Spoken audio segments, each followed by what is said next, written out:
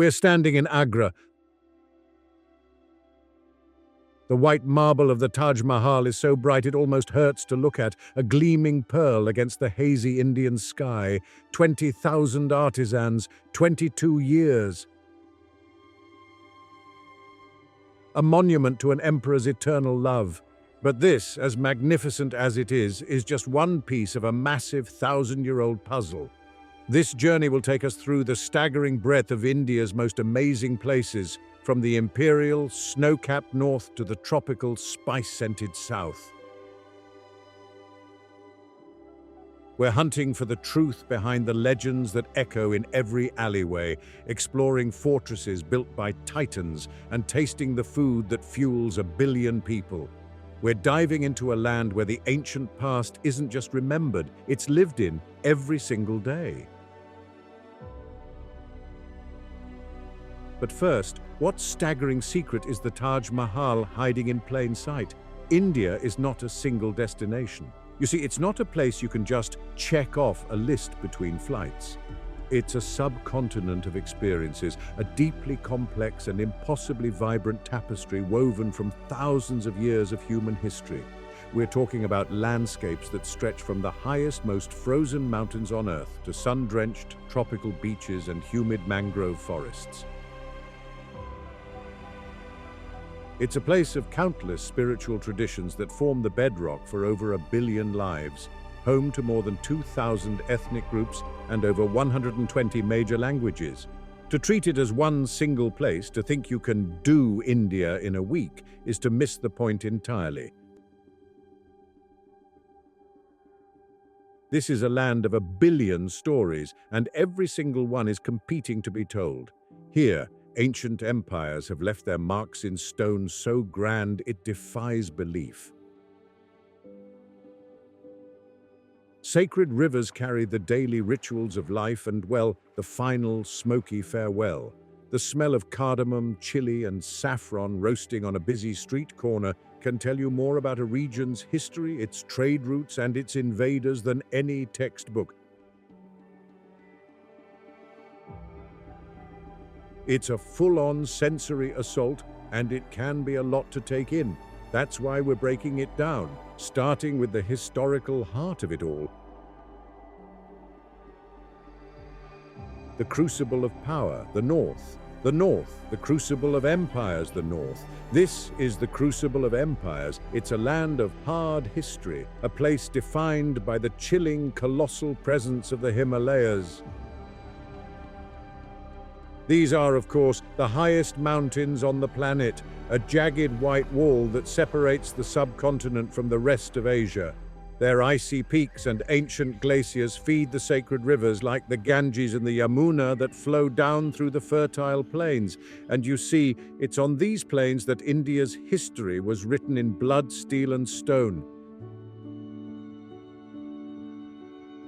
This is the land of epic sagas, the birthplace of the Mauryan Empire which first united the subcontinent, and the golden age of the Guptas. But most of all, this is the heartland of the great Mughals, a dynasty that ruled for over 300 years, leaving behind a legacy of wealth, art, and architecture that is, without exaggeration, unparalleled on Earth. We're talking about the rise and fall of the Delhi Sultanate, the unbelievable riches of emperors like Akbar and Shah Jahan. And the thing is, history here isn't trapped behind velvet ropes and glass in a museum. It's everywhere. It's alive. It's etched into the very fabric of the cities, in the massive, brooding forts that guard ancient trade routes, and in the sublime jewel-box tombs that speak of eternal love and dynastic power. The strip of land between India's capital, Delhi, and the city of Agra is a real-life timeline of that power. It's all carved in blood-red sandstone and brilliant white marble. This was the absolute heartland of the Mughal Empire, and its architectural legacy is one of the most breathtaking you will ever witness. And any journey into the north has to start with the icon itself, the Taj Mahal. This isn't just a building, it's a poem in stone. Many people are crazy about it, and for good reason. It's often called the most beautiful structure ever created. It was commissioned in 1632 by Emperor Shah Jahan, not as a monument to his own power, but in memory of his favorite wife, Mumtaz Mahal. She was his inseparable companion, his chief advisor, and she passed away giving birth to their 14th child. The emperor was so consumed by grief, legend says his hair turned white overnight. This white marble mausoleum is more than just a tomb. It's the high point of Mughal art. A perfect, seamless fusion of Persian, Islamic, and Indian architectural genius. Here's the truly astonishing part, the scale of the operation. It took over 20,000 artisans, stone carvers, calligraphers, inlay specialists, and laborers more than 22 years to complete. The material was sourced from all over Asia, brought to the site by a fleet of over 1,000 elephants. The white marble came from Makrana in Rajasthan, the jade and crystal from China, the turquoise from Tibet, the lapis lazuli from Afghanistan, and the carnelian from Arabia. The cost? It's impossible to truly calculate, but modern estimates put it in the billions of dollars. But the real magic, the detail that makes you gasp, is in the details. The closer you get, the more staggering it becomes. The massive calligraphic bands of black marble that frame the arches are an optical illusion. The letters actually get larger the higher up they are, so that from the ground they appear perfectly uniform. And then there's a design feature most people miss entirely. The 4 minarets, the tall towers surrounding the tomb, aren't perfectly straight. They actually lean outward just a few degrees. This was an engineering masterstroke, a brilliant piece of foresight. In an earthquake, a very real threat in this region, the towers would collapse away from the main tomb, protecting the priceless dome and the graves of Mumtaz and Shah Jahan inside. Even the marble itself is a spectacle. It's famous for changing color. At dawn, as the first light hits it, it glows with a soft pinkish hue. In the harsh light of midday, it's a brilliant, almost blinding white. In the milky twilight of the evening, it can look almost translucent blue. And on a full moon night, it shines like a divine pearl. It's designed to reflect the moods of the sky, or as the court poet said, the moods of the woman buried inside. Want to visit? The best time is from October to March, when the weather is cool and the skies are clear. You'll want to get there for sunrise, before the massive crowds arrive and the magic of the silence is broken.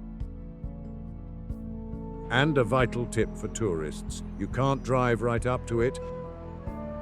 To protect the white marble from pollution, which has been turning it a dingy yellow, you have to park a kilometer away and take a short, quiet electric bus ride to the main gate. If you want the ultimate view, the luxury hotels in Agra are built for it. The Oberoi Amavilas is legendary, located just 600 meters or about 2,000 feet away. Every single room in the hotel has an uninterrupted, private view of the Taj. You can sit on your balcony with a morning coffee and watch it change colors. Of course, that kind of view comes with a very, very high price tag. A more historic option is the ITC Mughal, which is an architectural marvel in its own right, built to honor the Mughal style and its lush, formal gardens. Just down the river from the Taj is a monument that, in any other city, would be the main attraction, the Agra Fort. What's often forgotten in the shadow of its neighbor is that this place is arguably just as impressive. It's a UNESCO World Heritage Site, a massive, sprawling fortress palace made of deep red sandstone, earning it the nickname Lal Kila, or Red Fort. Its origins go back to the 11th century, but it was the great Mughal Emperor Akbar, Shah Jahan's grandfather, who started building it in its current form in 1565. This was never just a fort, it was a walled imperial city. Inside its 2.5-kilometer-long, 70-foot-high walls, you'll find a labyrinth of palaces, audience halls, and mosques. You can explore the Diwan-i-Am, Hall of Public Audience, where the emperor would listen to the grievances of his subjects, and the Diwan-i-Khas, Hall of Private Audience, where he met with foreign dignitaries. You'll find the shimmering Sheesh Mahal, the Palace of Mirrors. This small, dark room is covered in thousands of tiny, intricate, convex mirrors. It's said that if you light a single candle, the entire room glitters like a box of diamonds or a starry night sky. But the fort also holds a deeply tragic story. This is where Shah Jahan, the man who bankrupted the empire to build the Taj Mahal, spent his final 8 years. He wasn't there as an emperor, he was a prisoner. He was overthrown and put under house arrest by his own ambitious son, Aurangzeb. His prison, not a dungeon but a beautiful marble pavilion right inside this fort, the Musamman Burj. From its balcony, he had a clear, heartbreaking, and constant view of the Taj Mahal, his wife's final resting place just across the river. It's a bitter Shakespearean end to one of history's greatest love stories. Back in Delhi, the imperial story continues at the other Red Fort, or Lal Kila. This was the symbol of Mughal power at its absolute peak. It was built by Shah Jahan when he decided to move his capital from Agra to the newly founded city of Shah Jahanabad, now Old Delhi. This massive fortress has imposing red sandstone walls stretching over 1.5 miles. It encloses a complete world of palaces, including another Diwan-i-Khas. This was the inner sanctum, even more opulent than the one in Agra. It's where the emperor sat on the legendary peacock throne. This throne was, by all contemporary accounts, one of the most extravagant objects ever made. It was covered in gold and encrusted with the world's most famous gems, including the Koh-i-Noor diamond, the Timur ruby, and countless emeralds. It was said to have cost twice as much as the Taj Mahal itself. The throne, however, didn't last. It was stolen during a Persian invasion by Nader Shah in 1739, who sacked Delhi, massacred its people, and hauled the throne back to Persia, where it was broken up and its treasures scattered forever. But the history in Delhi goes even deeper and further back. Near the Red Fort, you'll find Humayun's tomb. Built in the mid-16th century, this was the first great garden tomb on the subcontinent. You can see the direct inspiration for the Taj Mahal right here, the perfect symmetry. The grand dome, the red and white color scheme. It's a powerful, majestic statement in red sandstone.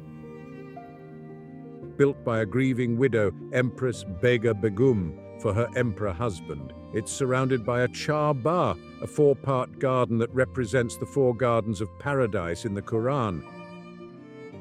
And then there's the Qutub Minar. This is the world's tallest brick minaret, soaring 240 feet into the sky.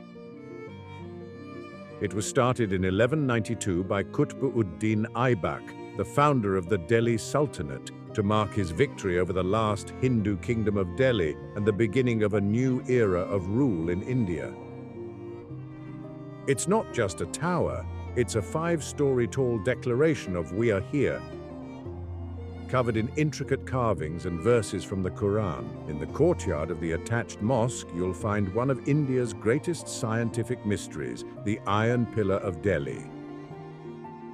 It's a 23-foot-tall pillar weighing over 6 tons. The mystery? It was forged 1,600 years ago during the Gupta Empire, and it is made of 99.7% pure iron. And it has not rusted. To this day, scientists debate how ancient metallurgists achieved this level of purity and created a passive protective film that has resisted corrosion for over a millennium. But perhaps the strangest place in this entire imperial corridor is Fatehpur Sikri, located about an hour outside of Agra. This is the Ghost City. It was built from scratch by Emperor Akbar in the late 16th century. It's a magnificent, sprawling, and perfectly preserved city built entirely of red sandstone. Akbar built it to honor a Sufi saint, Salim Chishti, who, legend says, predicted the birth of Akbar's first son and heir. It was the capital of the mighty Mughal Empire for only 14 years. Then it was completely and totally abandoned. The official story is that the city's water supply failed. The wells and the massive man-made lake dried up, making it impossible to support the massive population. But the unofficial story, the one whispered in the empty alleys, is that the city was cursed. Walking through its silent palaces, its vast courtyards like the Pachisi Court, a giant chessboard where Akbar used slave girls as game pieces, and the Grand Jama Masjid, you can't help but feel it. It's an eerie, beautiful, and deeply unsettling place, a massive, perfect monument to a glorious dream that just stopped.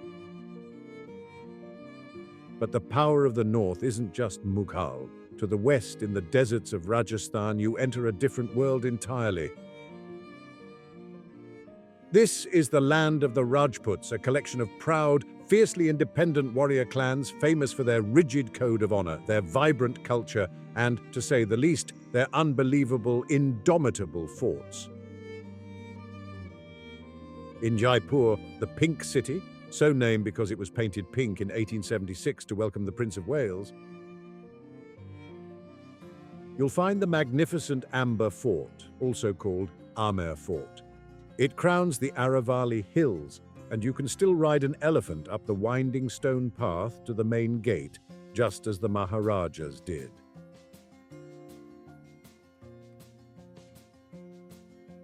First built in 1592, its rough, imposing, honey-colored exterior hides a stunningly beautiful interior.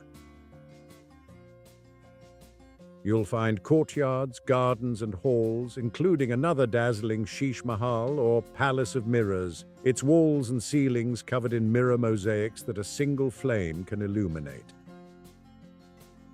In the heart of the city is one of the most recognizable buildings in India, the Hawa Mahal, or Palace of Winds.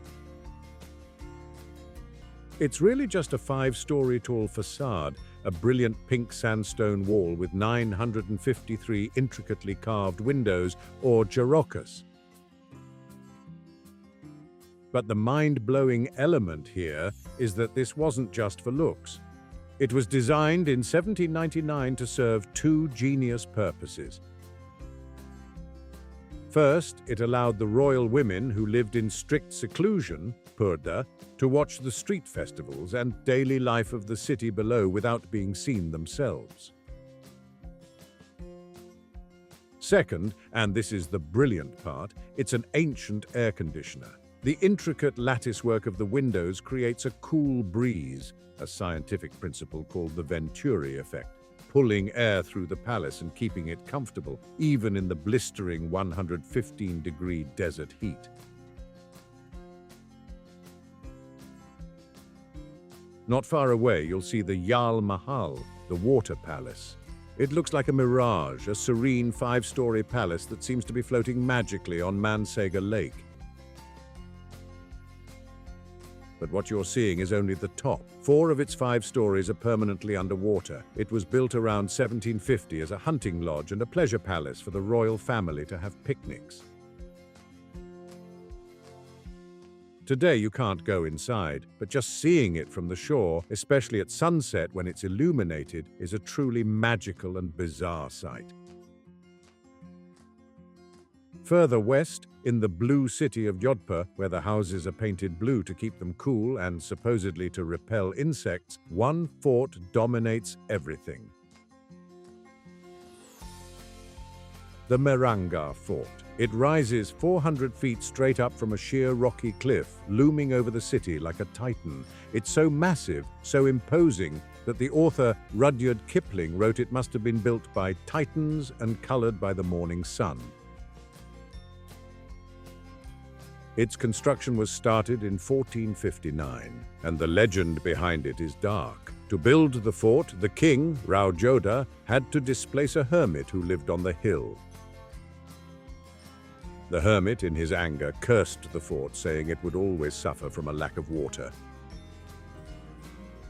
To appease him and to ensure the fort's stability, the king buried a man named Raja Ram Meghwal alive in the foundations. A grim story, but one that shows just how high the stakes were. Inside, the fort is a maze of beautiful, delicate palaces like the Moti Mahal, Pearl Palace, with its walls polished to a pearlescent shine, and the Phul Mahal, Flower Palace, the opulent private party room of the Maharajas. What's often missed about the Rajput forts is this fundamental contrast.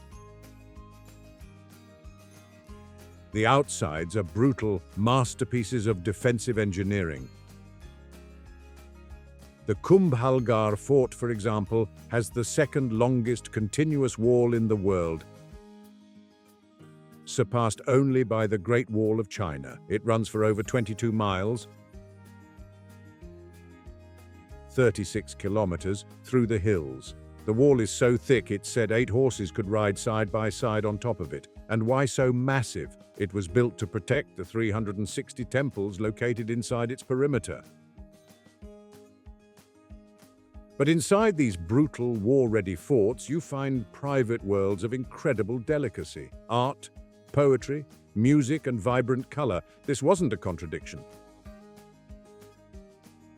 It was the Rajput ideal, the fierce warrior who was also a refined patron of the arts. Deep in the Thar Desert of Rajasthan, rising from the sand like a golden mirage, is the city of Jaisalmer. And at its heart is one of the most remarkable places in India, Jaisalmer Fort. This isn't just a historic fort, it's a living city. The truly staggering feature here is that this is one of the last living forts in the world. This massive sandstone fortress, built in the year 1156, isn't a quiet, empty museum. It's a living, breathing, chaotic neighborhood. Over 3,000 people still live inside the ancient walls of the fort, many of them descendants of the original families who served the royal court. The fort is a beautiful, disorienting maze of narrow, winding lanes packed with houses, guest houses, havelis, ancient Jain temples, and shops. You can actually rent a room and stay inside the fort, sleeping within walls that are almost 900 years old. It's called the Golden City because the entire fort is built from a unique yellow sandstone. At sunrise, and especially at sunset, the sun hits the stone and the entire fortress glows. It looks like a massive, magical golden sandcastle rising from the desert.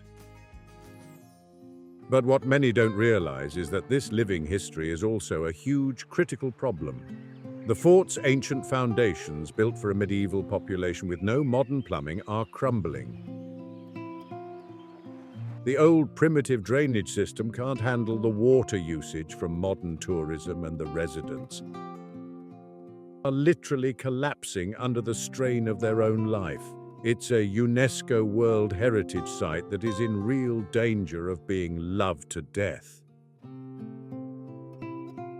And the best part of visiting Rajasthan? You can stay in these places. Many of these royal palaces and aristocratic mansions, called havelis, have been turned into stunning heritage hotels. Places like the Rambagh Palace in Jaipur, which used to be the actual residence of the Maharaja. You can sleep in rooms where royalty lived, walk in gardens where history was made. It's a living museum, and it's a brilliant way to preserve this incredible, opulent history. But the North isn't just about emperors, kings, and warriors. It's also a land of profound, all-encompassing faith. In Amritsar, in the state of Punjab, is the Golden Temple, or Harmandir Sahib. This is the holiest shrine in the Sikh faith. And it is, in a word, absolutely stunning. It's a gleaming gold-plated building that appears to float in the middle of a massive sacred pool called the Amrit Sarovar, or Pool of Nectar. The faith, Sikhism, is a unique one, founded in the 15th century, and it preaches equality, service, and devotion to one God. In a powerful symbol of unity and openness, its foundation stone was laid in 1588 by a Muslim saint, Mian Mir, at the request of the Sikh Guru. The temple has 4 entrances, one on each side, to symbolize that it is open to all people from all walks of life, from all 4 corners of the world, regardless of their caste, creed, or gender. But the element that makes your jaw drop here isn't the 750 kilos of pure gold, it's the langar. This is the temple's free community kitchen. It's an enormous, mind-boggling operation, run almost entirely by volunteers known as sevadars. It serves a free, hot, and delicious vegetarian meal to anybody who walks in the door. We're talking between 50,000 and 100,000 people every single day, 24 hours a day. The scale is staggering. Thousands of pounds of flour, lentils, and vegetables, all prepared, cooked, served, and cleaned up in a continuous, loving act of selfless service. It is one of the most profound and moving displays of human generosity on the planet. Delhi, too, is a city of all faiths. You have the massive Jama Masjid, India's largest mosque, commissioned by Shah Jahan and capable of holding 25,000 worshippers. Nearby is the Nizamuddin Dargah, the 700-year-old tomb of a beloved Sufi saint, a place of serene devotion, and on Thursday nights, incredible live Qawwali music that will touch your soul. And then you have the modern marvels, the serene Baha'i Lotus Temple, shaped like a blossoming flower, and the Akshardham Temple, a sprawling, almost impossibly intricate complex built in 2005 that showcases thousands of years of Hindu culture and architecture on a scale that is hard to believe. The landscapes of the north are just as dramatic as its history. In Rajasthan, Ranthambore National Park offers one of the best chances in the world to see a Royal Bengal tiger in the wild. What makes this park so unique is the history. It's dotted with ancient ruins, all centered around the massive 10th century Ranthambore fort that sits on a high hill in the middle of the park. These were once the private hunting grounds of the Maharajas of Jaipur. Now, they are a protected sanctuary. This park is famous for its celebrity tigers. The most legendary was a tigress named Makli. She was the queen of Ranthambore, the most photographed tiger in the world. She was a total boss, a fierce mother who reigned for over a decade. There are famous documented stories of her fighting and defeating a 14-foot-long mugger crocodile. She lived to be 20 years old, ancient for a wild tiger, and her descendants, marked by her same ferocity, now rule this park. A safari here isn't just a nature drive, it's a journey through time, driving past ancient temples to catch a glimpse of one of the planet's most powerful and beautiful predators. Further north, in the foothills of the Himalayas, is Jim Corbett National Park. Established in 1936, it's India's oldest national park, a critical home for tigers, wild elephants, and over 600 species of birds. It was named after the legendary hunter-turned-conservationist Jim Corbett, who famously tracked and killed man-eating tigers and leopards in this region, only to become their greatest protector. And way, way up in the high-altitude desert of Ladakh, you have a vast, stark, and stunningly beautiful landscape. This is a land of frozen, jagged mountains, deep blue skies, and an intense, piercing silence. This is the roof of the world, with an average elevation of over 11,000 feet. It's called the Land of Broken Moons because at night, the moon is so bright in the thin, clear air, it looks like you could reach out and touch it. The capital city, Leh, is an ancient trading post on the Silk Road, with the weather-beaten Leh Palace clinging to a cliff, looking like a smaller version of the Potala Palace in Tibet. The real spectacle of Ladakh is its lakes. The most famous is Pangong Tso. This isn't just a lake, it's a geographical marvel. It's a high-altitude salt lake, meaning its water isn't fresh. It's over 83 miles long, but in most places, it's only about 3 miles wide, snaking through the barren mountains like a giant blue serpent. And the thing is, it changes color. Throughout the day, its brackish water shifts from turquoise to deep indigo blue to even a shade of green. It's a breathtaking, almost supernatural sight. But here's the geopolitical twist. This serene lake is a border. Roughly 1/3 of it is in India, and the other 2/3 are in China-controlled Tibet. This beautiful, quiet place is actually one of the most sensitive and disputed border regions on the planet. Ladakh also holds one more mystery, a place that has baffled scientists, tourists, and of course YouTube documentarians for years. The local story is that this hill possesses a unique magnetic force, a power so strong it can pull cars uphill. And if you go there, you'll see it. Tour guides will have their drivers stop their cars at a marked spot on the road, put the car in neutral, and the car will start to roll, seemingly defying gravity up the slope. It's an unbelievable sight. So, what's going on? Is it a freak magnetic anomaly, a portal, or something else? The most likely explanation is that it's a perfect mind-bending optical illusion. The layout of the land, the slope of the hills on the horizon, and the road itself are all tilted in a very specific way that tricks your brain. Your mind thinks the road is going uphill, but it's actually on a very slight downhill grade. It's a place where gravity itself seems to bend, a perfect example of the strange, high-altitude magic of Ladakh. You can't just see the north, of course, you have to taste it. North Indian food is rich, hearty, and full of complex, deep flavor. It's characterized by its use of dairy like ghee, clarified butter, paneer, fresh cheese, cream, and yogurt. The air itself is thick with the smoke from thousands of tandoors. Cylindrical clay ovens that give a unique smoky char to breads like naan and meats like the world-famous tandoori chicken, which was actually invented in Delhi in the 1940s. This is the land of butter chicken, a creamy, luscious, tomato-based curry that is a global icon. From Kashmir, you get Rogan Josh, a fragrant lamb curry that gets its deep red color not from spice but from special Kashmiri chilies and a flower called coxcomb.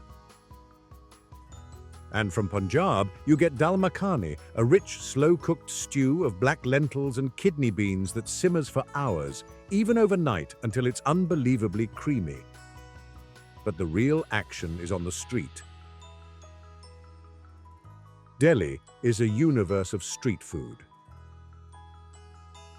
In the chaotic 300-year-old lanes of Old Delhi, you'll find chaat, a category of savory snacks like aloo chaat, spiced fried potatoes, and golgappe, also called pani puri, which are hollow crisps filled with tangy, spicy water that explode in your mouth.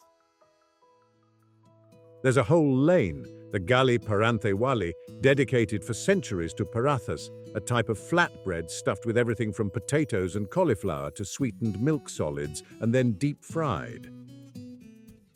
And everywhere you'll find momos, steamed Tibetan dumplings served with a fiery red sauce, a testament to the region's Himalayan connection.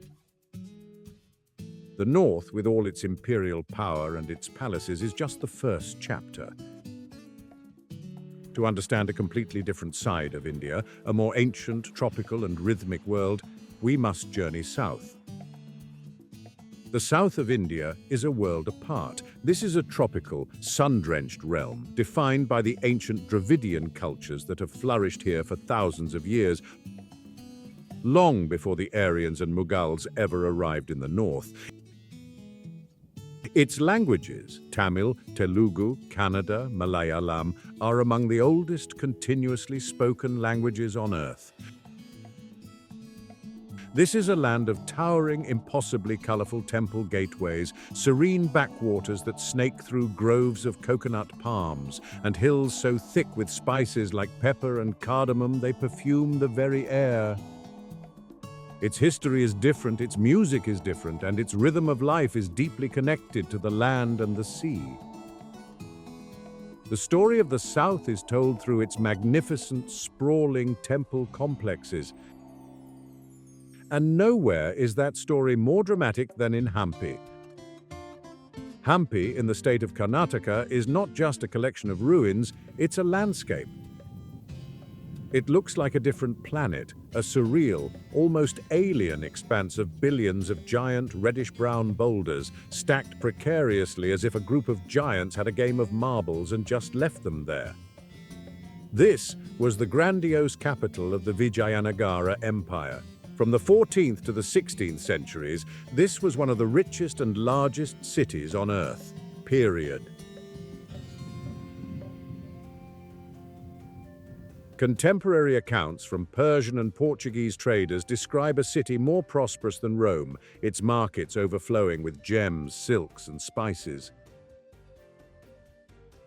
Now it's a UNESCO World Heritage Site with more than 1,600 surviving monuments scattered across this bizarre, boulder-strewn landscape. You can explore the still active Virupaksha Temple, which has been a center of worship since the 7th century, long before the empire even existed. But the highlight for many, the place that truly breaks your brain, is the Vitala Temple.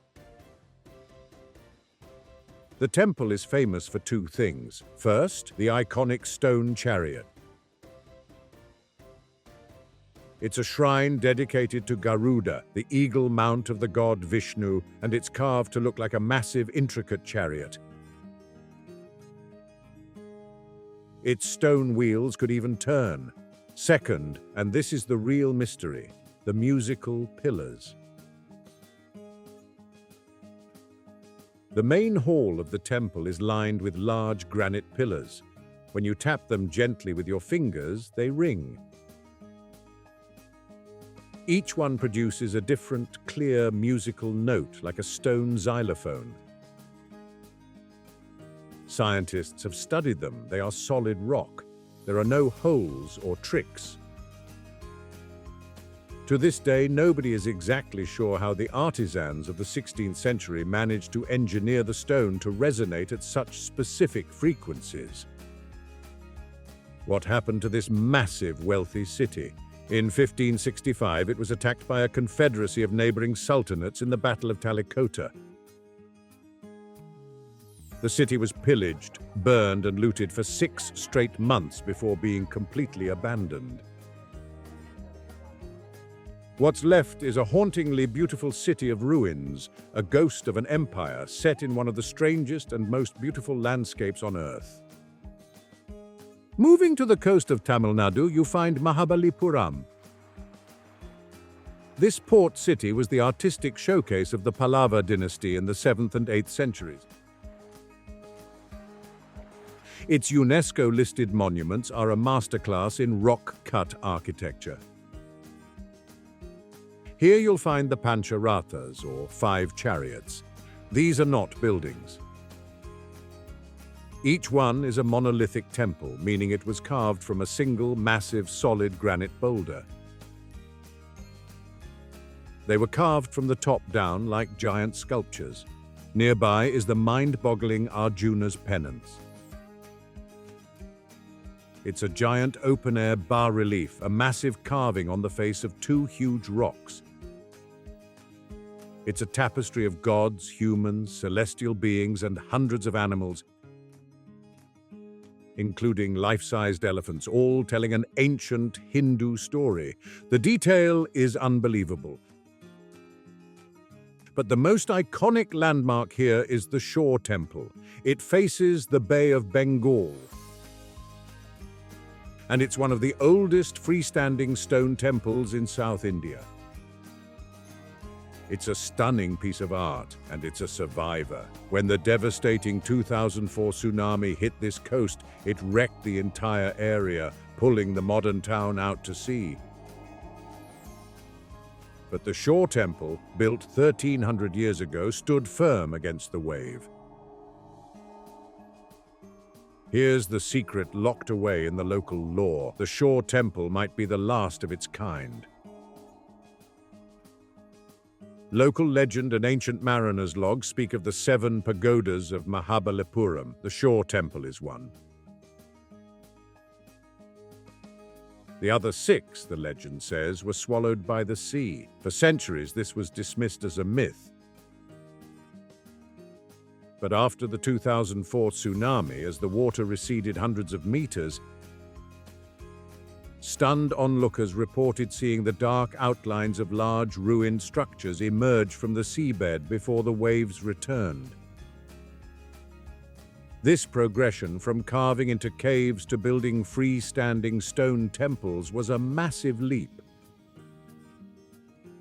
And that leap was perfected by the Chola dynasty. Their great living Chola temples are the peak of this Dravidian style. The Brihadiswara temple in Thanjavur, built in the 11th century by the great Raja Chola I, is a monster. Its main tower, or Vimana, soars 216 feet high, the tallest in the world at the time, and it's capped by a single solid piece of granite that weighs 80 tons. How did they get an 80-ton rock to the top of a 216-foot tower in the 11th century?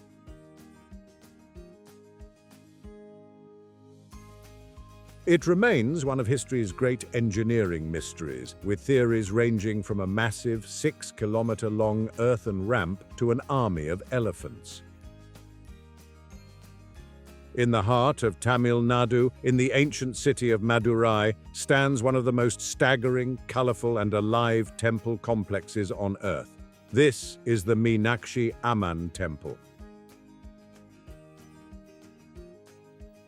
This isn't a quiet, empty ruin. This is a living, breathing center of faith, a massive pilgrimage site that draws 15,000 to 25,000 visitors every single day. The complex is a city within a city, covering over 14 acres. It's a dizzying, overwhelming labyrinth of pillared halls, shrines, and market stalls, all buzzing with the energy of constant, unwavering devotion. You don't just visit this temple, you are absorbed by it. The city of Madurai was, in fact, built around this very complex. It's the spiritual and geographical heart of the metropolis. The temple is dedicated to the goddess Meenakshi, the fish-eyed goddess, who is not just a local deity, she is a warrior queen. Legend says she was born from a sacred fire, already 3 years old and with 3 breasts. A divine voice prophesied that her 3rd breast would vanish the moment she met her destined husband. She was raised as a formidable warrior, a conqueror who subdued kingdoms in every direction. Finally, she marched north to the Himalayas to confront the great god Shiva himself. The moment she laid eyes on him on the battlefield, the prophecy came true. This temple is a celebration of their divine marriage. The feature that defines the skyline of Madurai are the gopurams, or gateway towers. There are 14 of them, and they are not subtle. They are an explosion of color and life. The four main ones soar up to 170 feet high and are totally covered in an estimated 33,000 brightly colored, individually carved statues.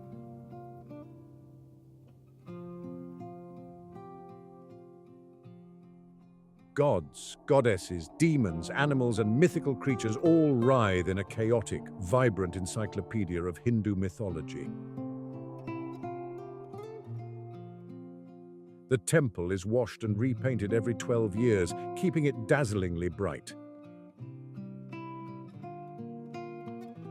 Inside, you'll find the Ayiram Kal Mandapam, the Hall of 1,000 Pillars. There are actually 985. But like in Hampi, these pillars hold a secret. Many of them, carved from single granite blocks, ring with different musical notes when struck. The south isn't just stone, it's a land of incredible, lush green beauty dominated by the tropical Western Ghats Mountains. In the southern city of Mysore in Karnataka, you'll find a monument to pure royal extravagance. The Mysore Palace. Officially known as the Amba Vilas Palace, this is the seat of the Wadeyar dynasty, the former royal family of Mysore. Now, this isn't some ancient, crumbling ruin. The original wooden palace tragically burned down in 1896. The one you see today was finished in 1912, and to say they spared no expense is an understatement. The royal family hired a British architect, Henry Irwin, to design their new home. The result is a jaw-dropping blend of Hindu, Mughal, Rajput, and Gothic styles. Inside, it's an explosion of opulence. You walk through solid silver doors to enter halls with intricately carved wooden ceilings and mosaic floors. Looking up at massive Belgian stained glass ceilings, gilded, intricately carved pillars hold up grand arches. The main attraction is the Durbar Hall, a kaleidoscope of color with crystal chandeliers imported from Czechoslovakia. But the real treasure, the object of legendary status, is the Golden Throne. It's not just gold-plated. This is a 200-kilo, that's 440 pounds, solid gold throne assembled from multiple pieces and completely encrusted with priceless gems.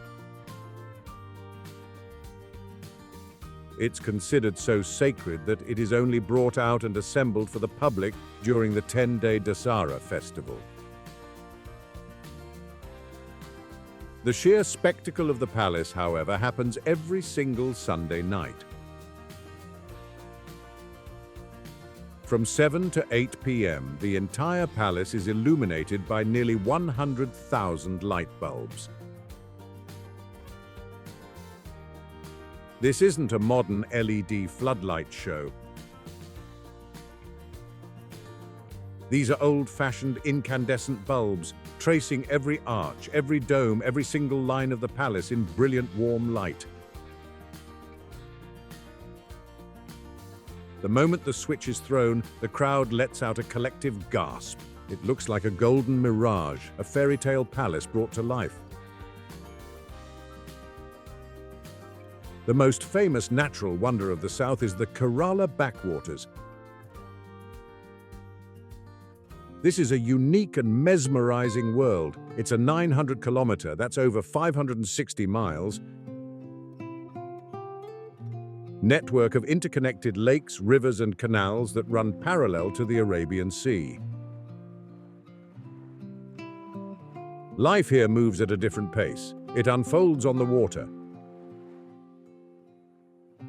The best way to see it is on a ketuvalam or houseboat. These were originally traditional rice barges built by hand-tying planks of wood together with a coir rope. Hence the name Boat of Knots. Now they've been converted into beautiful, slow-moving floating hotels. You can rent one and just drift through this labyrinth of paddy fields, coconut groves, and tiny waterside villages. In the Kuttanad region, known as the Rice Bowl of Kerala, you'll see something baffling. The farming here is done below sea level. Like in Holland, they've reclaimed land from the water using dikes and canals. A testament to the centuries-old ingenuity of the local people. Climb up from the water into the hills of the Western Ghats and you'll find Munnar. This is a sea of emerald green tea plantations.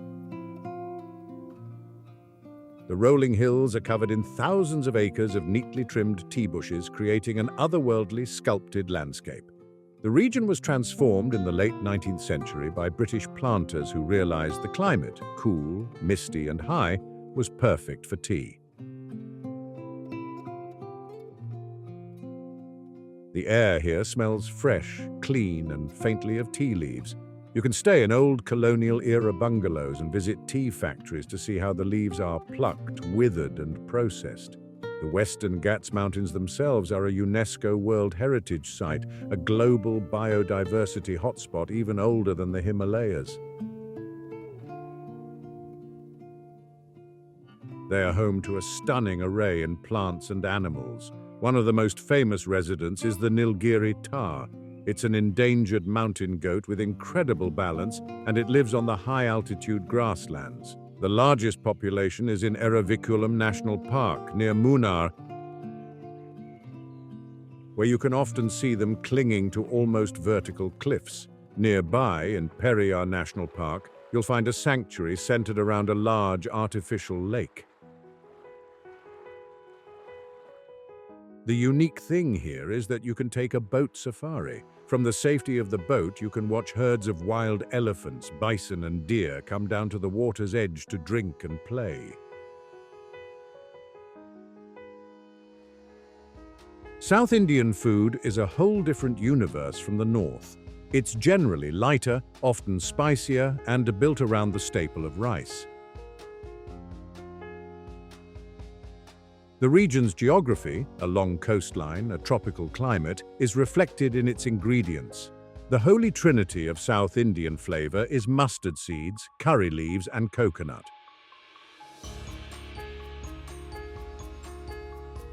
Coconut is used in everything. Coconut oil for cooking, coconut milk to make curries creamy, and grated coconut as a garnish. This is also the historical heart of the spice trade.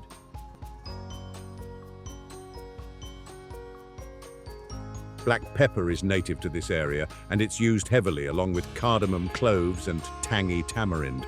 The most famous South Indian dish is the dosa.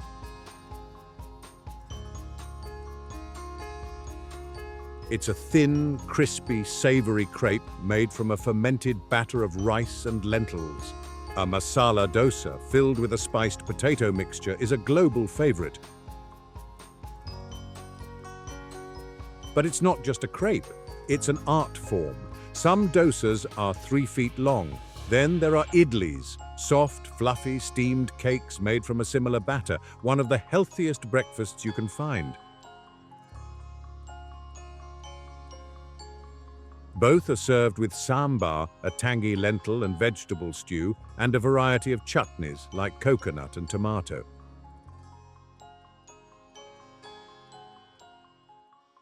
The street food in Chennai, on Marina Beach, is all about coastal bites like sundal, a simple, healthy snack of boiled chickpeas tossed with onions, spices, and fresh coconut.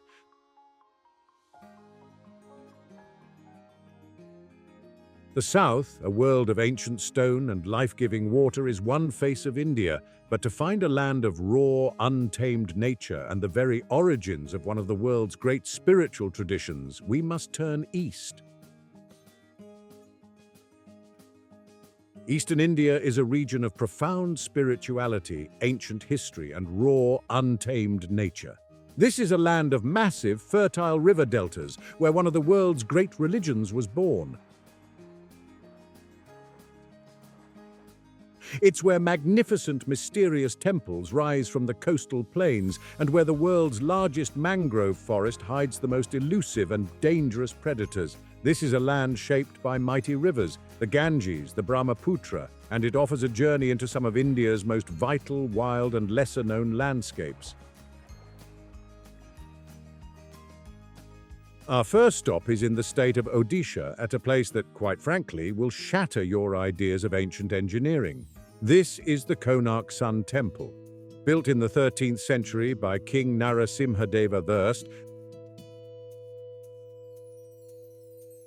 this is a UNESCO World Heritage Site. But this isn't just a temple, it's a machine. The entire complex was conceived as a colossal stone chariot for the sun god, Surya. It has 7 massive stone horses pulling it, representing the 7 days of the week. And the part that defies belief is this. The temple is built on 12 pairs of exquisitely carved wheels, one for each month of the year. These wheels are 10 feet tall, and they are functional sundials. The spokes of the wheels are designed to cast shadows from which you can calculate the exact time of day down to the minute. It is a 3-dimensional calendar and a monumental clock carved in stone 800 years ago. The engineering is simply mind-boggling. The temple is covered in thousands of intricate sculptures. They show deities, celestial beings, and scenes from daily life. What most guides will just whisper about, however, is that the temple is also famous for its other carvings. It's covered in sculptures depicting adult, erotic themes with a frankness that is shocking to many modern visitors. It's a celebration of all aspects of life, carved in stone for eternity.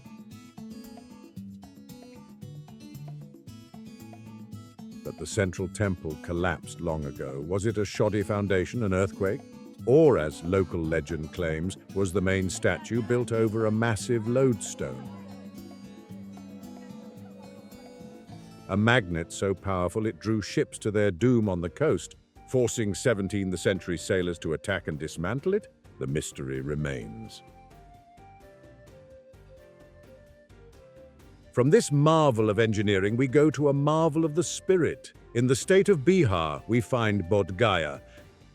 This is one of the most sacred places on earth for hundreds of millions of Buddhists. Why? Because this is the spot. This is the very place where, under a Bodhi tree, a prince named Siddhartha Gautama sat, meditated, and attained enlightenment, becoming the Buddha. The magnificent Mahabodhi Temple, a UNESCO site, marks this exact location.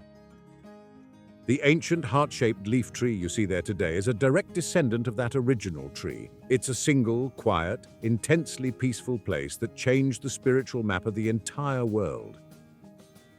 The town itself is fascinating, home to dozens of temples and monasteries built by different Buddhist nations. Japan, Thailand, Tibet, Myanmar, each in the unique architectural style of its home country. Not far away are the sprawling ruins of Nalanda University. This wasn't just a monastery, it was one of the world's first great universities. It flourished from the 5th century, a massive international center of learning that attracted 10,000 students and 2,000 teachers from all over Asia, from China, Korea, and Tibet. They studied medicine, astronomy, logic, and philosophy. It was a beacon of knowledge for 800 years until it was sacked and destroyed by invaders in the 12th century. Legend says its library was so vast it burned for 3 months. The natural landscapes of the East are as dramatic as its history. and none is more dramatic or more dangerous than the Sundarbans. Located in West Bengal, this is the world's largest mangrove forest. It's a unique, fragile, and, to be honest, terrifying ecosystem. It's a labyrinth of tidal waterways, mudflats, and dense, salt-tolerant forests formed by the delta of three massive rivers: the Ganges, the Brahmaputra, and the Meghna. This is the only mangrove forest in the world that is home to the Royal Bengal tiger. And these tigers are different. They have adapted to an almost amphibious life.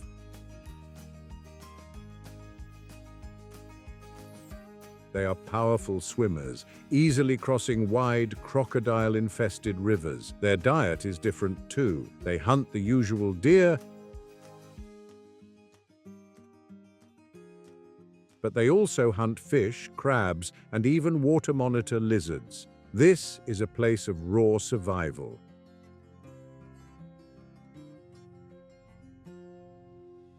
The Sundarbans are notorious for the conflict between tigers and humans. These tigers are, to put it bluntly, man-eaters. They are responsible for many human fatalities in the small villages that border the park, a grim and constant reminder that this is their territory.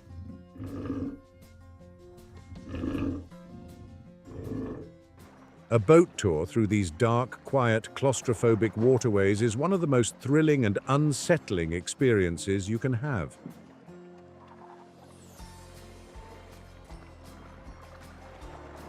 You're scanning the muddy banks for a flash of orange and black, knowing the tiger is almost certainly watching you. The Sundarbans are also a critical habitat for massive saltwater crocodiles,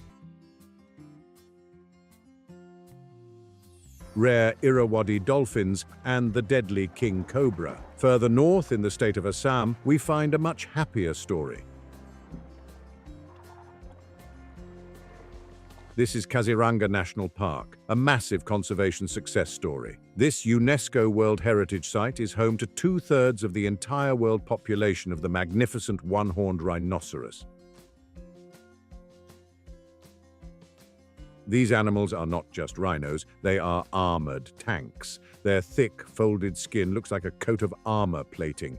In the early 20th century, they were hunted to the brink of extinction. Only a few dozen were left.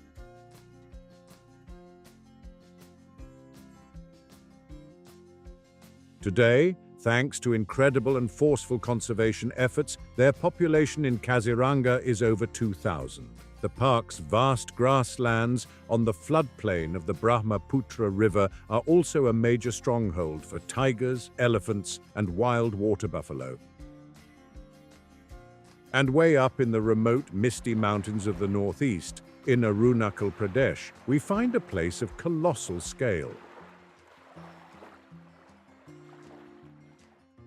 Perched at a staggering 10,000 feet above sea level near the border with Bhutan is Tawang Monastery. This isn't just a monastery, it's a citadel. It's a massive fortified complex founded in the 1680s.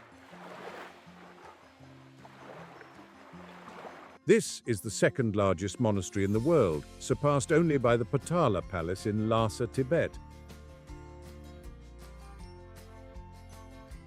That makes it the largest and most important monastery in all of India. It looks like a fortress because it is one, protected by a 30-foot-high stone wall. Inside is a small, self-sufficient city for over 400 monks. Inside the main hall, the Dukhang, is a colossal 28-foot-high golden statue of the Buddha. Its founding is the stuff of legend. Its founder was searching for a spot, and when he prayed for guidance, his horse vanished. He found it standing peacefully on this very mountain. He took it as a divine sign. The name Tawang means horse chosen. But what most don't realize is that this beautiful, serene monastery is one of the most politically sensitive and strategic places in all of India. It sits on the bitterly disputed border between India and China. China claims Tawang and all of Arunachal Pradesh as part of South Tibet.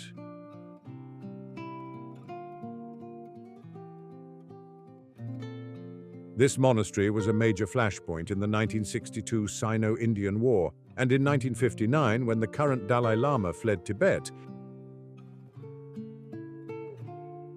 he entered India right through this very region, spending time at Tawang Monastery on his journey to exile. It's a powerful symbol of Tibetan Buddhism's independence, a fortress of faith in a contested land. Even deeper in the northeast, in the state of Meghalaya, or the abode of the clouds, lies one of the most incredible examples of human ingenuity. This region is home to the towns of Cherrapunji and Mausinram, the wettest places on planet Earth.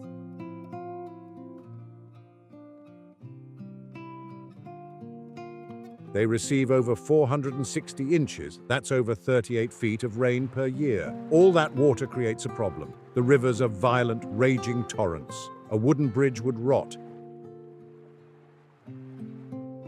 A steel bridge would rust. The solution for the local Khasi people was brilliant. They don't build bridges, they grow them. This is the marvel of the living root bridges. Using the long, tough aerial roots of the Ficus elastica, a type of rubber tree, the villagers have for centuries patiently guided and woven them across the rivers. This isn't a quick fix. It takes 15 to 30 years for a new bridge to become strong enough to walk on. But unlike a man-made bridge, these living bridges don't decay. They get stronger every year. The most famous is the Nongriat double-decker bridge.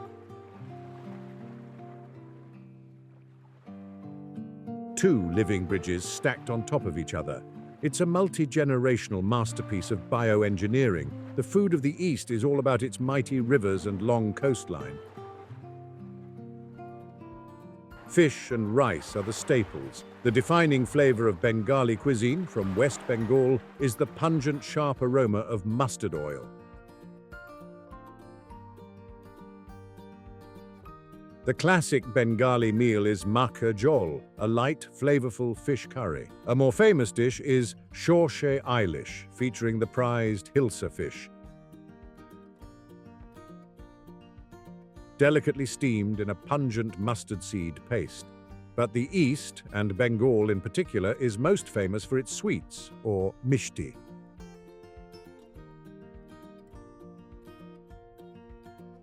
This region has a legendary sweet tooth. The most iconic is the rasgulla, soft, spongy balls of fresh cheese cooked in a light sugar syrup.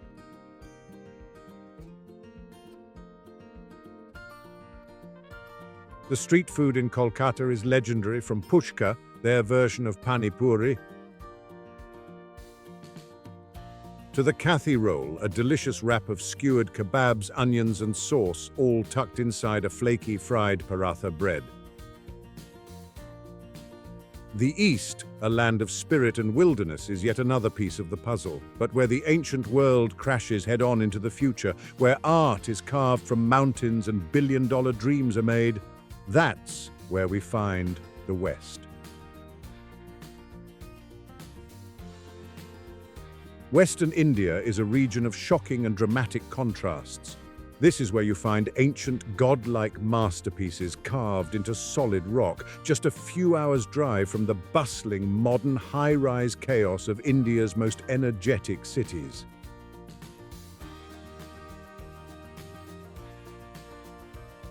It's where the arid, sandy landscapes of the Great Desert give way to the sun-drenched, party-filled beaches of the coast. This is a land of vibrant, distinct cultures, from the entrepreneurial, vegetarian spirit of Gujarat to the cosmopolitan energy of Mumbai and the laid-back, Portuguese-influenced Sossegado charm of Goa.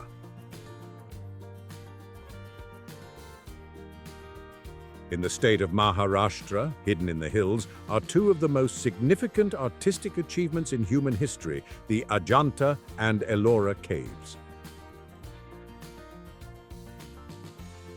These are two separate UNESCO World Heritage Sites, and they represent the absolute peak of Indian rock-cut architecture. First, Ajanta.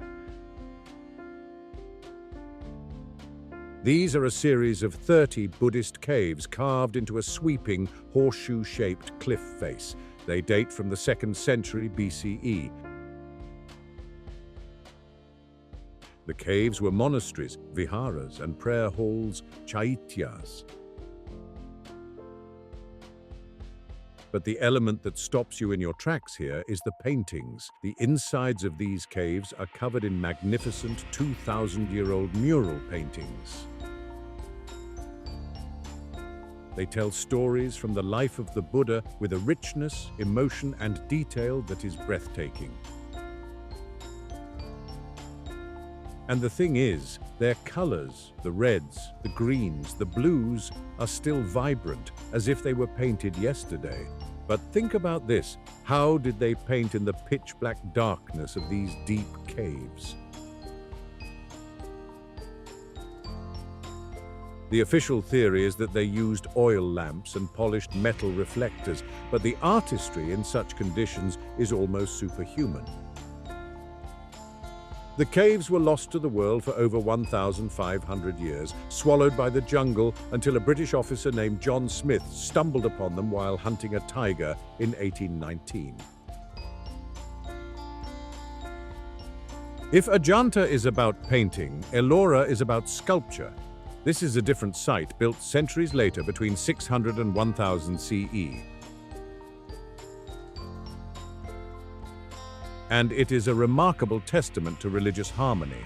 There are over 100 caves here, with Hindu, Buddhist, and Jain temples carved right next to each other. It's a physical symbol of a time when these different faiths coexisted. But the centerpiece of Ellora, and maybe of all of India, is Cave 16. This is the Kailasa temple. This is not a building. It is not a temple built in a cave. It is an entire, massive, multi-story, impossibly intricate temple complex carved from a single, solid piece of mountain. The part that is impossible to comprehend is how it was made. They didn't build up, they carved down. An estimated 200,000 tons of volcanic basalt rock were removed, starting from the top of the cliff and carving their way down to the base. Imagine starting at the roof of a skyscraper and carving your way down to the lobby, creating every floor, every pillar, every window, every staircase, and every life-sized elephant statue as you go, all from one piece of stone. The Kailasa temple is twice the size of the Parthenon in Athens. The scale, the engineering, and the artistry are so absurd that many people, to this day, claim it's impossible for the technology of the time. It is, simply put, one of the most astonishing structures on Earth. From that ancient wonder, we jump to the modern-day glorious chaos of Mumbai. This is the financial capital, the engine of the economy, the home of the Bollywood film industry, and a city of 20 million people that never ever sleeps. The colonial-era landmarks are symbols of the city's history as a major global port. The Gateway of India is the most famous. It's a majestic 85-foot-high arch built to commemorate the visit of King George V in 1911. But in a powerful twist of history, this symbol of imperial welcome also became the symbol of its end. In 1948, the last British troops to leave India marched out through this very arch. Nearby is the Chhatrapati Shivaji Maharaj terminus, or CSMT. This is a train station, but it looks like a Gothic palace. It's a UNESCO World Heritage Site. A spectacular, sprawling, and intricate example of Victorian architecture. but it's blended with traditional Indian motifs. It's a cathedral dedicated to trains, but the real Mumbai is found in its unique systems, like the Dabbawalas, a 130-year-old lunchbox delivery service. Every day, 5,000 men, most of whom are illiterate, transport 200,000 hot, home-cooked lunches from homes in the suburbs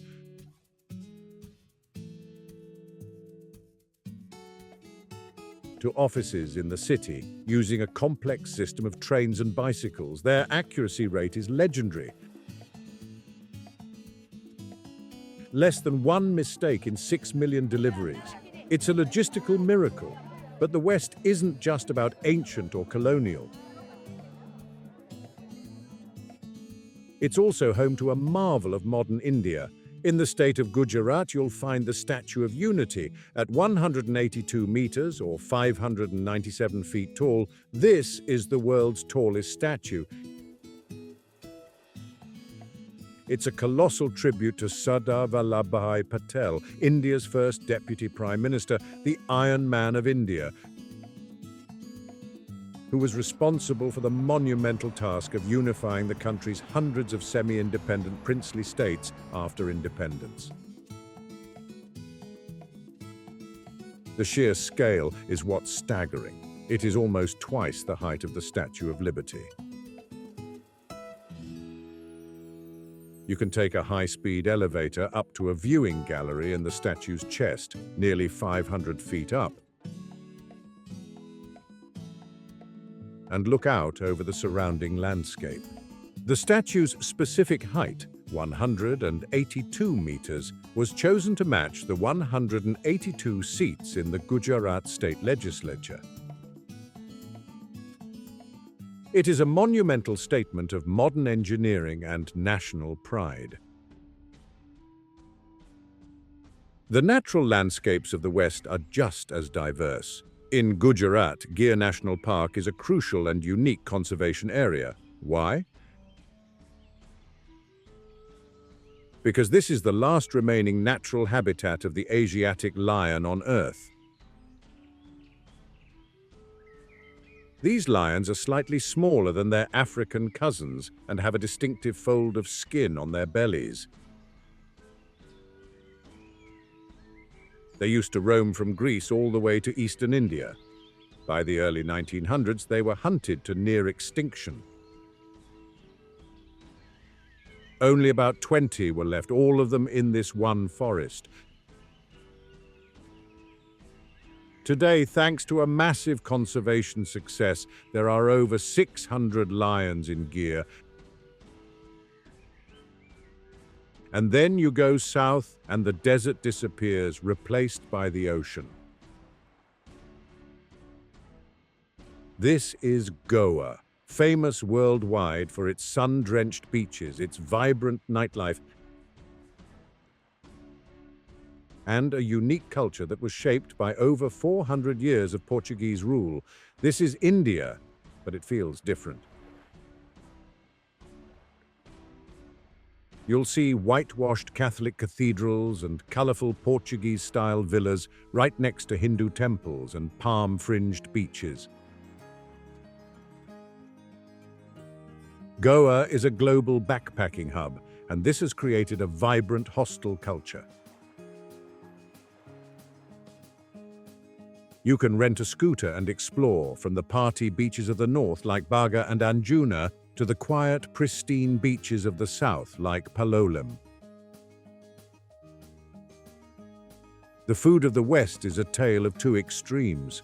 Gujarati cuisine is almost entirely vegetarian. It's celebrated for its unique and delicious balance of sweet, salty, and spicy flavors, all in one bite. The classic meal is the Gujarati thali, a big platter with a dozen small bowls, each containing a different dish.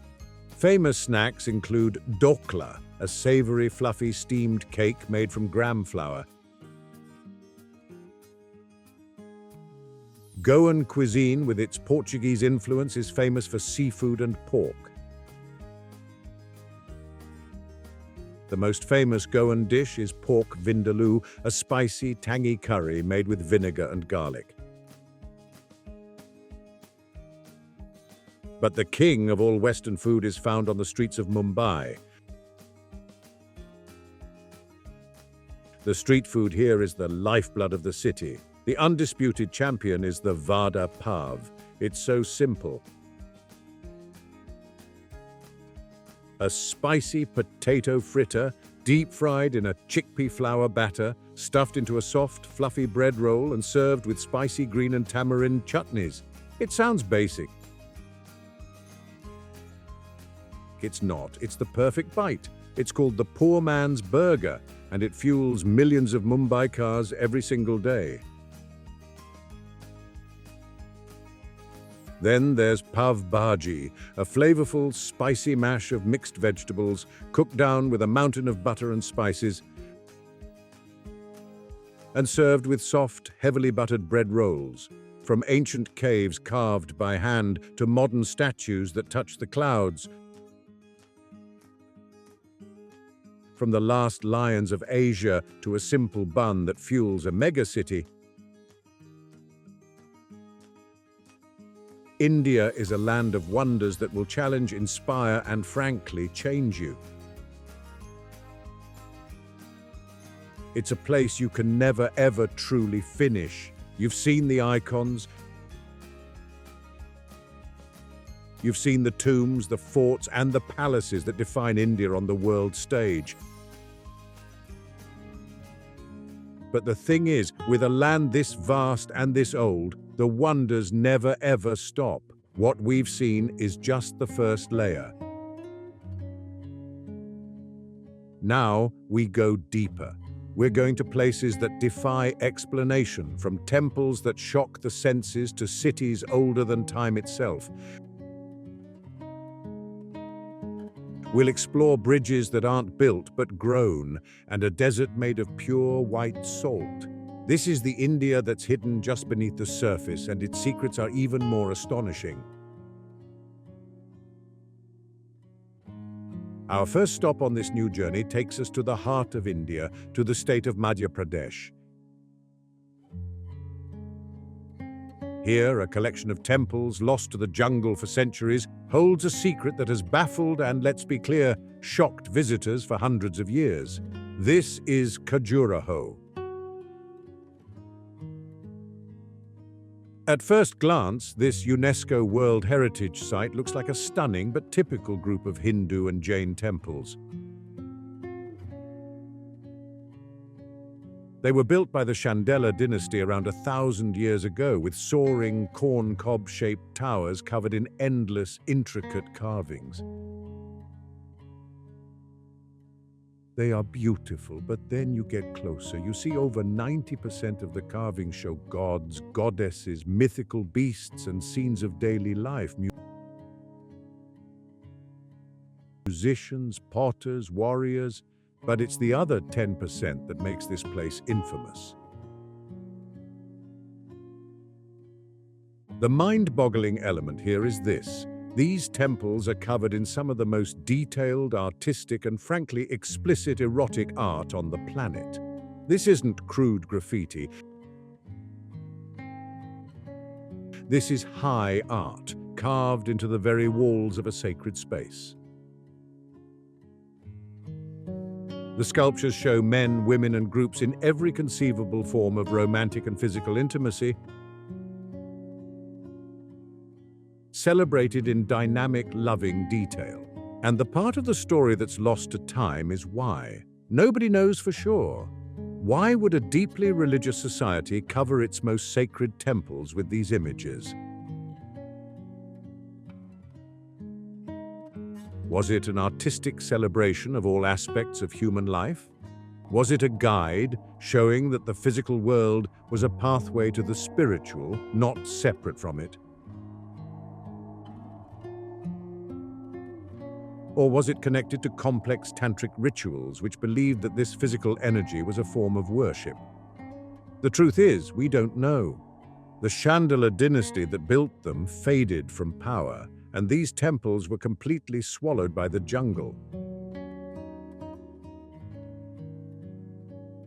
They were lost to the world for over 700 years until a stunned British military officer, T.S. Burt, rediscovered them in the 1830s. He was, by his own account, horrified.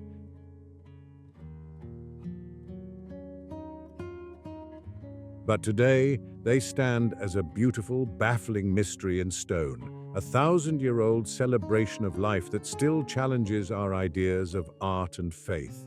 From temples that celebrate the body, we go to a city that celebrates the soul's final release. There are old cities, and then there is Varanasi.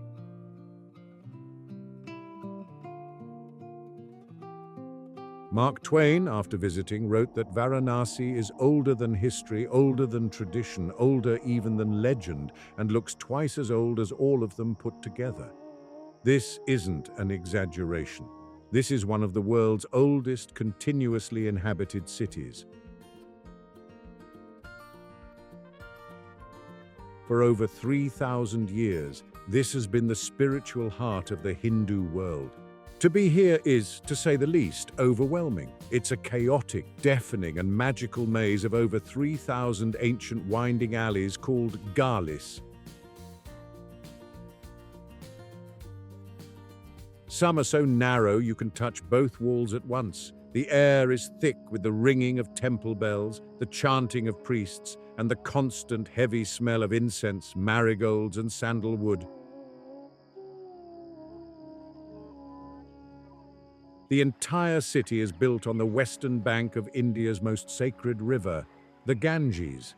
Life here revolves around the Ghats, the long, wide stone staircases that lead down into the holy water. There are over 80 of them, and they are the stage for the most profound human rituals. The main show is the Ganga Aarti at Dashashwamedh Ghat every sunset, a spectacular choreographed ceremony of fire, incense, and music dedicated to the river. But the most essential experience is a boat ride at dawn. As the sun rises, the city glows. You will see thousands of pilgrims draped in colorful silks walk down the steps. They face the rising sun, cup the holy water in their hands, and bathe in the river.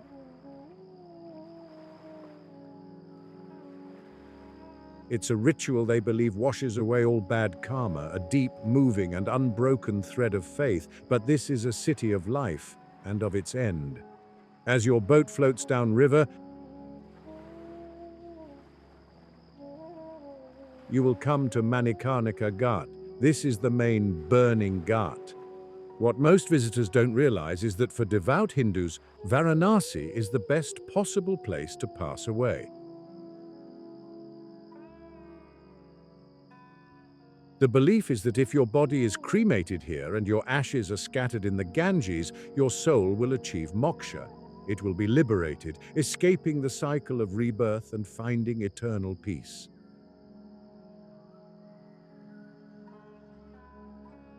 As a result, the fires at Manikarnika Ghat never stop. 24 hours a day, 7 days a week, for thousands of years, the smoke has risen from this spot.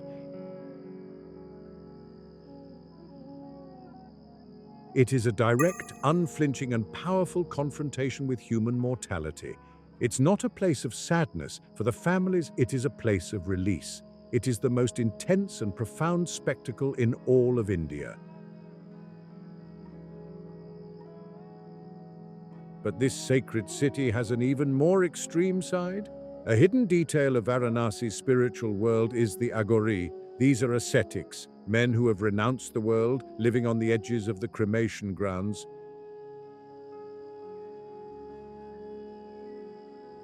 They practice rituals that are shocking. They cover themselves in human ashes from the pyres. They meditate on the cremation grounds to prove they have conquered all fear and all human duality, good and evil, beautiful and disgusting. It is the most extreme and most misunderstood path of faith in the entire country. From the oldest city, we travel back in time to the dawn of human consciousness. In Madhya Pradesh, not far from Khajuraho, lie the Bhimbetka rock shelters.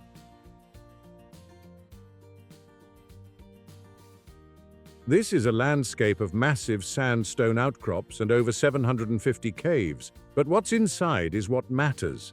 These caves are covered in paintings, not from a few centuries ago, but from the Stone Age. We're talking 10,000, 20,000, some are estimated to be 30,000 years old. This is a continuous record of human life from the Paleolithic era through the Mesolithic and into the historical period. You can see paintings of giant bison and tigers, scenes of men hunting, of people dancing, of women gathering food. It is a window directly into the minds of our most ancient ancestors. A storybook of humanity's childhood, painted on rock. From the Stone Age, we jump to a mystery from the Iron Age. Back in Delhi, in the Qutub Minar complex, is the iron pillar we mentioned. But it deserves a closer look. It's 23 feet tall, 1,600 years old, and 99.7% pure iron. It has stood through 1,600 monsoon seasons and 1,600 scorching summers, and it has not rusted. How? Modern scientists have a theory. A high phosphorus content in the iron reacted over centuries to form a thin, protective film on the surface, a passive protective layer.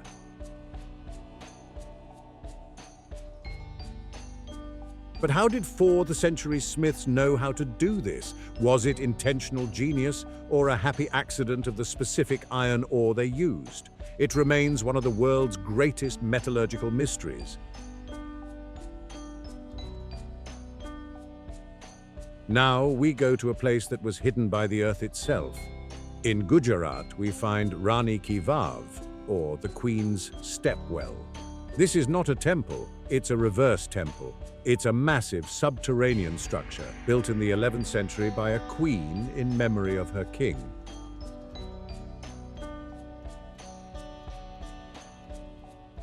It's an inverted 7-story deep pyramid lined with thousands of the most intricate sculptures you will ever see. But here's the secret.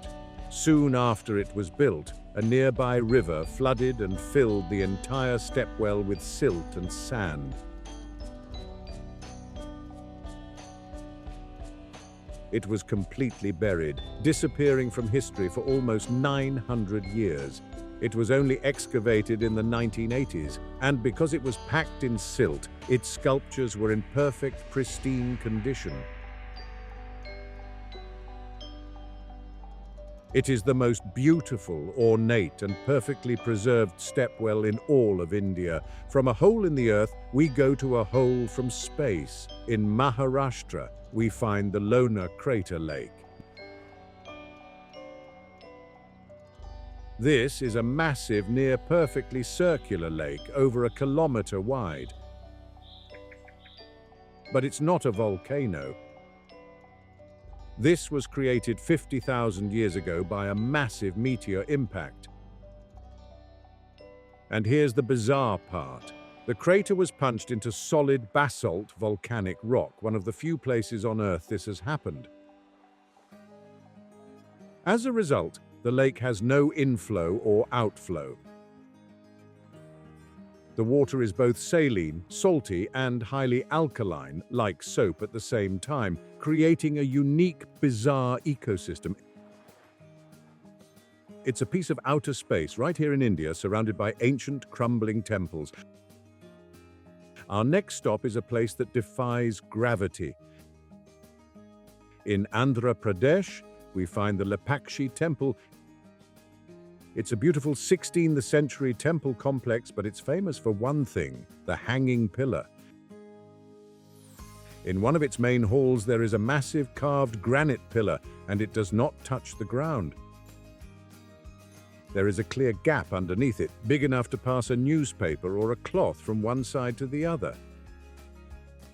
How is it supporting the roof, or is it supporting the roof?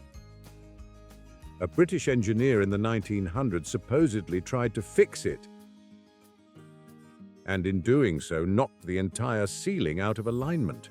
It's an engineering mystery that baffles everyone who sees it. From a pillar that doesn't touch the ground, we go to a village that doesn't have doors. In Maharashtra, there is a village called Shani Shingnapur. This village is famous for its temple to the god Shani, the god of Saturn. But the real spectacle is the village itself. None of the houses have doors, none of the shops have locks. The post office has no door. The bank has no lock. The villagers believe that the god Shani himself protects them from theft. They believe anyone who steals from this village will be immediately punished by the god, facing bad luck or illness. And the result? The village has, for centuries, claimed a near-zero crime rate. It's a community built entirely on faith. But not all of India's wonders are on the mainland. To find the next, you have to go to sea.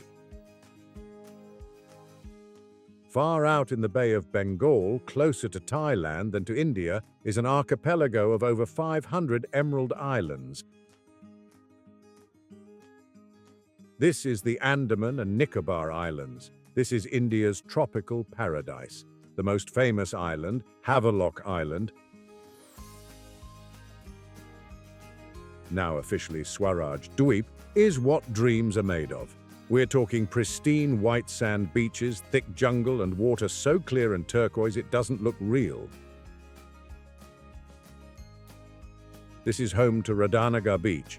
It's not just a pretty beach, it's consistently ranked as one of the best beaches in all of Asia.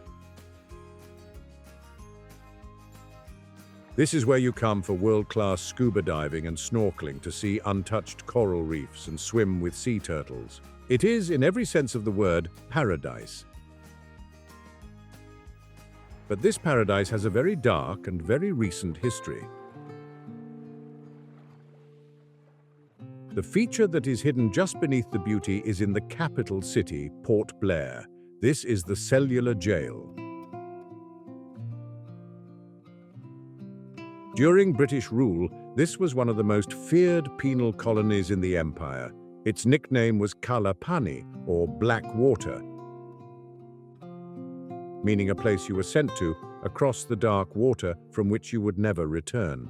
This is where the British sent India's political prisoners, the freedom fighters, the revolutionaries. It was a machine designed to break people. It was a massive 7-winged structure, and the cells were tiny, 13.5 by 7.5 feet. They were designed for total solitary confinement. The prisoners couldn't see or speak to each other. It was a place of immense suffering and a powerful, grim monument to the fight for independence. But the islands hold one more secret. A modern anthropological mystery. Many of the islands are off limits. One in particular, North Sentinel Island. This small, jungle-covered island is home to the Sentinelese. They are one of the last uncontacted tribes on the planet. They have lived in complete isolation from the modern world for an estimated 60,000 years. They are known to defend their island from all outsiders with bows and arrows. The Indian government, to protect both the tribe from modern diseases like the common cold, which could wipe them out, and to protect outsiders, has made it illegal to go within 3 miles of the island. In 2018, an American missionary illegally went to the island and was killed. It is a real-life lost world, a place where time quite literally has stood full stop. From the deep blue sea, we traveled to the exact opposite, a desert made of pure salt. In the far west of India, in the state of Gujarat, on the border with Pakistan, lies an unreal, almost alien landscape. This is the Great Rann of Kutch. This is one of the largest salt deserts in the world, but here's the truly bizarre part. It's not always a desert. This massive, flat, cracked expanse, over 7,500 square kilometers, that's almost 3,000 square miles, is a barren salt flat for most of the year. But during the monsoon season, it completely floods with seawater, turning into a vast, shallow, salty marsh. The magic happens when the water recedes from October to March. It leaves behind a glistening, endless, perfectly white carpet of salt crystals.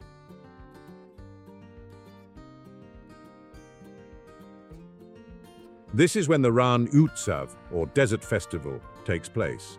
A massive temporary tent city is built right on the edge of the White Desert.